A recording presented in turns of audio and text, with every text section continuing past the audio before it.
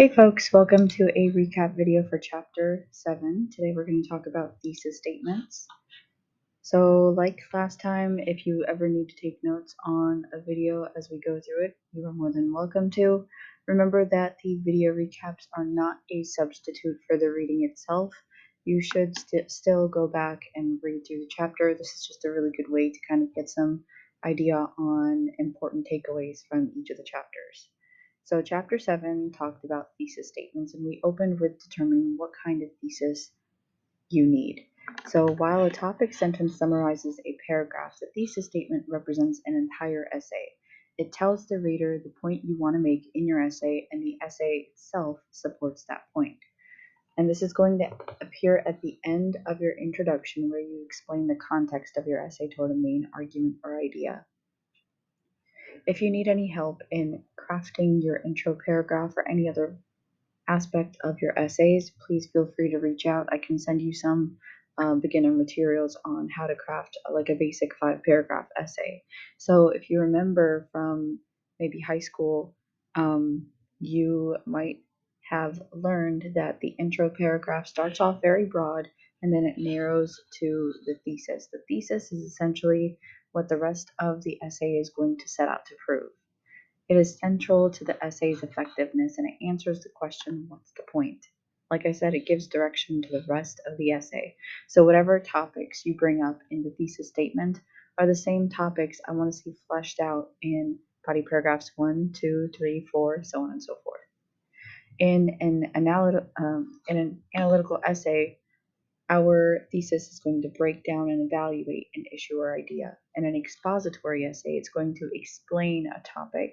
And in an argumentative essay, it's going to make some sort of claim and support it with reasons and evidence. A persuasive thesis statement must contain these elements here. It has to be specific, it has to be precise, it must contain the ability to be argued and demonstrated, and it should be stated with a sense of definitiveness and confidence. So you have to make sure that your thesis statement is not too broad, not too general.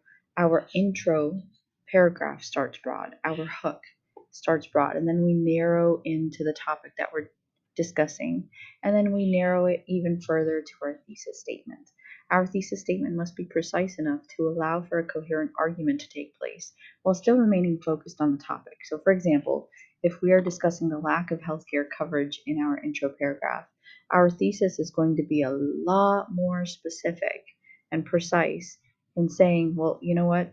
There's limited options for people who are uninsured, lack of healthcare, and then we're going to talk about causing blank, blank, and blank, or these are going to be your reasons. And these fill in the blank places here, these are also going to be reflected in the ability to be demonstrated. So this is like the evidence, the reasons, the examples, why we are saying what we are saying here, that there are limited options for those uninsured.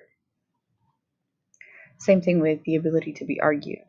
And also, you have to state your thesis in a confident manner. You can't say things like, well, I think or I believe, because that eliminates the faith that you have in your own argument.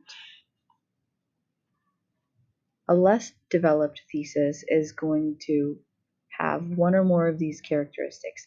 You might be using topic and announcements, and I've noticed that a lot of us use these at some point in our intro paragraphs.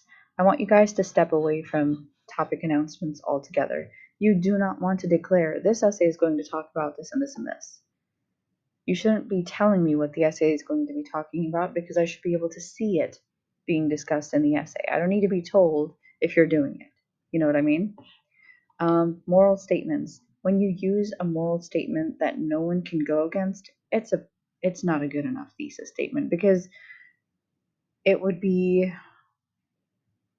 immoral or unethical for somebody to disagree with you. Like, you can't pick a point that you can't really argue. You know what I mean? For example, because everyone needs food to survive, I think taking food from hungry and starving people is a bad thing. Two things happening here. Yes, everyone needs food to survive. Why would we argue against that? 2, you're using personal pronouns. We do not want to use personal pronouns. Also, it's taking away from the confidence that you have in your own argument. And then the third thing, taking food away from hungry and starving people is a bad thing. There comes in the morals again. Obviously, it's a bad thing. Why would anyone do that? Why would anyone say, oh no, it's a good thing to do that? You know? So you're arguing the wrong thing here. Foregone generalization is when you have too broad of a statement, or you're using words like all or always, everyone, never. You're making a generalization about a huge population. There's no way that everyone believes what you believe. You can specify it, break it down a little further, but you should avoid generalizations like this. For example, this essay argues that no changes to education accessibility are needed because everyone has equal accessibility to education. Yes, this is an arguable statement, so I will give it that, but there are a lot of issues going on here. Number one, it's saying that this essay argues. That's a topic announcement. Avoid the topic announcements. No changes to education accessibility are needed. That's a very firm opinion. So I'm seeing some confidence there because everyone has equal accessibility to education. Everyone is where we run into an issue again. Everyone does not have an equal accessibility, so it would be improper to say that everyone does. There's all these different factors that go into equal and accessibility, especially when regarding education. So you have to make sure that you are looking at the right population and that you are looking at a topic that is a lot more specific than you've made it. So equal accessibility to education is still a pretty broad topic. You have to narrow in a little further. For the last one, please do not ever incorporate questions into your papers. They take away from your credibility, so to speak. They also make the reader question, are you even sure that you know what you are talking about? Why are you asking the reader questions when you should be answering them? So don't request the reader to answer for you. For example, this essay explores whether the I don't know why I'm mixing vegetarian and Mediterranean. I have two different things on my mind. I apologize. So, this essay explores whether the vegetarian diet is good or bad. So, is it a good idea or a bad idea to eat animal meat? We have a question. That's a no-no. 2, your thesis should be one cohesive sentence. 3, this essay explores, again, topic announcement. Avoid the topic announcements. So hopefully you guys are getting an idea of what a good thesis looks like versus what a bad thesis looks like, or a poorly written one looks like. You want to make sure that you incorporate more strengths to make your thesis statement persuasive rather than one of these weaknesses. Make sure that you are always considering how your thesis can be revised, because the thesis that you start with is not necessarily the thesis that you will stick with, because our thesis evolves during the writing process. So be open to the changes. Make sure you review and adjust the thesis after writing new paragraphs, especially if you're incorporating new ideas that weren't mentioned before. You want to make sure that they are kind of like, we get a sneak peek in that intro paragraph there. Make sure that the thesis continues to be aligned with the essay's direction. So if you started off saying that, the reason why, let's see. So right here, if we are talking about the effects of fracking on climate change, and you talk about like greenhouse gases in the first paragraph and something else in the second paragraph, I should expect to see greenhouse gases first in your thesis statement. Remember, your thesis is a one-sentence summary of your entire essay, so you want to make sure that your thesis statement is something that can unfold into a much longer work. That should be a why you can unfold. So our last section in the chapter went over some examples of thesis statements as well as possible revisions. This was an example of a topic announcement weakness. So effects of fracking on climate change. The textbook suggests this revision. I would suggest another revision where you take out that topic announcement saying this essay argues.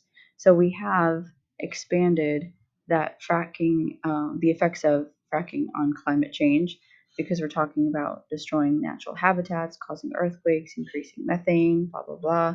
So this means that body paragraph 1 or section 1 of our essay will talk about this. Section 2 will talk about this. Section 3 will talk about this. My revision proposes that we take out this beginning part. You do not need, this essay argues that. Simply start off with a confident statement. Fracking is harmful to the environment. This is debatable. It's also expressing your confidence in your opinion to the environment because, and then we have our reasons. Reason 1, 2, 3. We see something similar in the second thesis example. This was the original. The problem here is that our thesis relies on obvious statements and obvious moral statements.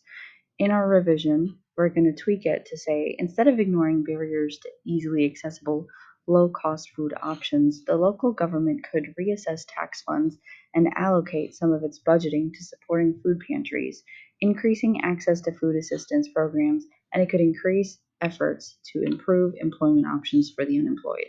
So now, instead of talking about food to survive, I am proposing some possible solutions that we can discuss further in the body of our essay, and these solutions will help us to target a particular issue that I am bringing up, which here is getting our unemployed individuals the resources that they need, including food. Example number 3. So this was the one that had the foregone generalization. In our revision, we are taking out the everyone and we are making our argument a lot more specific. We're focusing on specific subsets of a larger population. We're also specific when we're talking about education access. Here, we're talking about attending college, access to higher education. And the fourth one, we had a question as our thesis statement, which is a no-no. So in our revision, we're